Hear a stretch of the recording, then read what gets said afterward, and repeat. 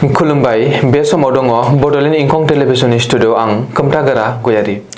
खुलुमबाय बे समाव बडोलेण्ड इंखं टेलिभिजननि स्टुडिअ आं मिथिका नार्जारि। दिनैनि गाहाय रादाबफोराव दङ। काजिरङायाव 1 नभेम्बरनिफ्राय जागायसिगोन मैदेर साफारि।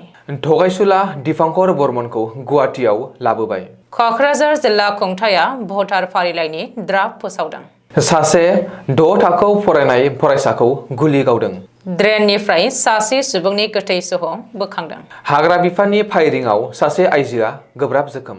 गौरव गगैखौ सोदाङागौमानि बिजेपिनि हेंथायै खौसे जुजिनाया जाथावना नङा बुंदों अखिल गगै। दानिया फैदिनि आबुं रादाबाव।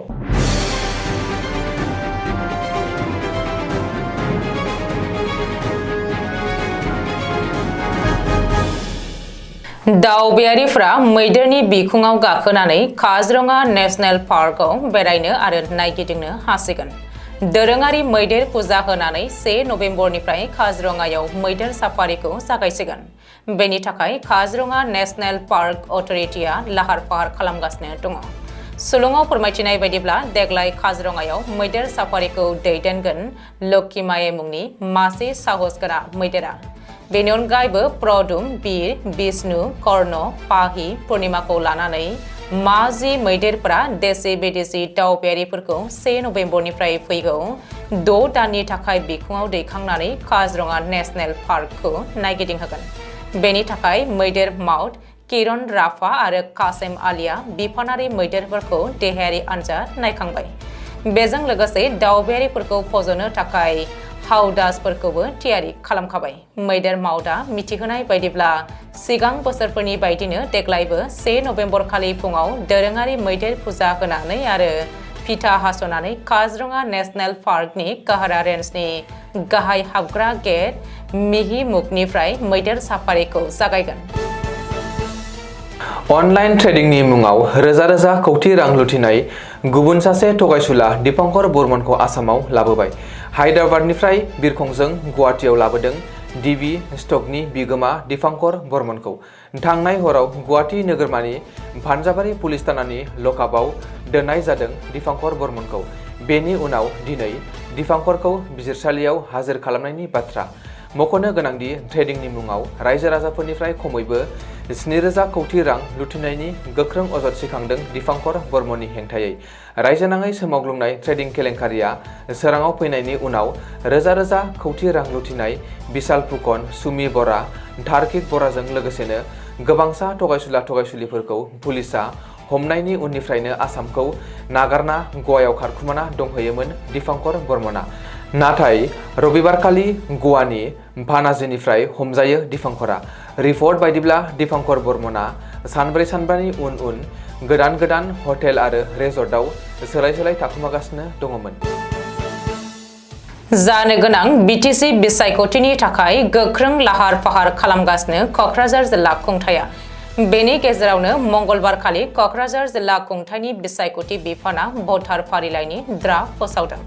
जिल्ला बेंगिरि मासान्दा मेगदालिन पार्टिना खौरांगिरि मेलाव मिथिहोनाय बायदिब्ला लाइमोनफोरखौ गोदानै भटार फारिलाइयाव मुं थिसननो थाखाय फैगौ 9, 10, 16 आरो 19 नभेम्बर खालि स्पेसियेल केम्पेइन खालामगोन आरो 24 डिसेम्बर खालि दाबि आरो अजदफोरखौ सुस्रांगोन। बबेखानि 2025 मायथाइनि 1 जानुवारि खालि सोरबा 18 बोसोर आबुं जायोब्ला बै लाइमोना भटार लिस्टआव गावनि मुंखौ सोनो हागोन आरो 6 जानुवारि खालि आबुं भटार फारिलाइ फोसावगोन होननानैबो जिल्ला बेंगिरिया बुंदों।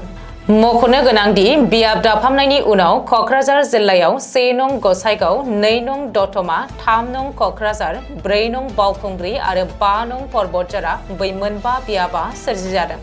2024 मायथाइनि एप्रिल दानाव फोसावजानाय आबुं भटार फारिलाइनि रुजुनायाव मैया फोसावनाय ड्राफ्ट भटार फारिलाइयाव 1 नं गसाइगावआव सा 302, 2 नं दतमायाव सा 1084, 3 नं क'क्राझाराव सा 1496, 4 नं बावखुंग्रियाव सा 1512 आरो 5 नं पर्बतझारायाव सा 662 गासै 5056 सा गोदान भटारफोरा बांसिनदों। बबेखानि जायफोर दासिमबो गावनि मुंखौ भटार फारिलाइयाव सोआखै बिसोरखौ थाबैनो सोनानै लानो थाखायबो जिल्ला बेंगिरिया खावलायदों। गुबुन फारसे बियाब दाफामनायनि थाखाय गासैबो भटारफोरखौनो सिगांनि गोजाम भटार कार्डनि सोलाय गोदान भटार कार्ड लानांगोन होननानैबो बे खौरां मेलनि गेजेरजों जिल्ला इलेक्शन अफिसारा मिथिहोदों। बे खौरां मेलाव जिल्ला बेंगिरि इलेक्शन अफिसारजों लोगोसे Congress, BJP, UPPL, BPF, CPM आरो गुबुन गुबुन राजखान्थि हान्जानि दैदेनगिरिफोराबो बाहागो लादोंमोन। नलबारि जिल्लानि सिङाव थानाय बालितारा ओनसोलाव दुखुनांथाव जाथाय। सुलुंनिफ्राय मोनथिनो मोननाय बादिब्ला दुब्लिनि माइ आबादखौ हाग्रानि गोबां मैदेरफोरा खहा खालामनायनिफ्राय हाग्रा बिफाना होबथानो गोख्रोङै अपारेशन खालामनाय जादोंमोन। मख'नो गोनांदि जायगानि थागिरिफोरा मैदेरजों मोगा-मोगि जुजिनायनि गेजेरावनो बरपेटा जिल्ला हाग्रा बिफाननि हानजाया फायरिं खालामनायाव सासे 6 थाखोनि फरायसाया गुलि नांना जोखोम जायो। गथ'साया जोखोम जानायनि जाहोनाव हाग्रा बिफाननि मावफारियाफोरखौ जायगानि सुबुंफोरा जाथायसालियाव पुलिसा नुजाफैयागौमानि थांनो होनाय जायाखैमोन। दासान्दि जोखोम जानाय फरायसाखौ नलबारि मेडिकेल कलेजाव फाहामथाय होनो थिसननाय जायो होननानैबो मिथिनो मोननाय जादों। गुवाहाटीनि गरसुक ओनसोलाव सोमोनांथाव जाथाय। इन्टारस्टेट बास टार्मिनेलनि साखाथियाव थानाय मोनसे ड्रेनाव सासे सिनायमोनै सुबुंनि गोथै सह बोखांनो हानाय जादों। मख'नो गोनांदि गोथै सहखौ श्रीमन्त शंकरदेवनि सात्रा ओनसोलाव गोजावनानै थानाय हालोदाव बोखांनो हानाय जादोंमोन।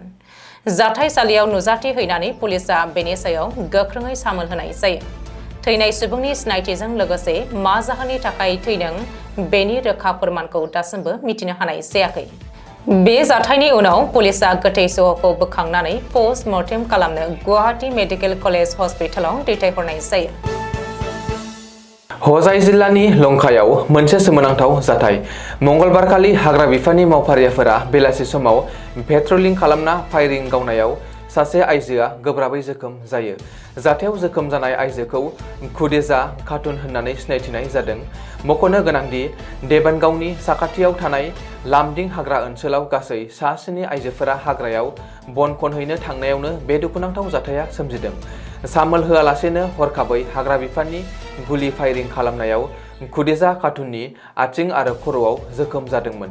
बे जाथायनि उनाव जोखोम जानाय आइजोखौ नखरनि सुबुंफोरा गोख्रोङै लंका प्राइमारि हेल्थ सेन्टाराव लानानै थांदोंमोनब्लाबो गोब्राब जोखोम जानायनि जाहोनाव आथिखालाव हजाइ सिभिल हस्पिटालाव दैथायहरनाय जायो।